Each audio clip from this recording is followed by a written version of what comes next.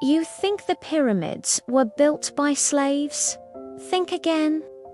The real story is hidden in their toilets.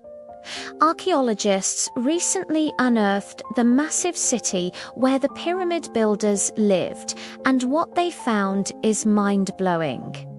These weren't slaves. They were highly valued workers. Forget what you've seen in movies. Excavations revealed communal latrines made of stone benches with holes, basically ancient plumbing. This kind of sanitation was a luxury, showing that the builders' well-being mattered, and their diet. Analysis of their fossilized waste showed they were eating like kings. They feasted on high-quality beef, goat, and sheep, plus tons of bread and fish. This was a protein-packed diet needed for heavy labor. Of course, it wasn't perfect.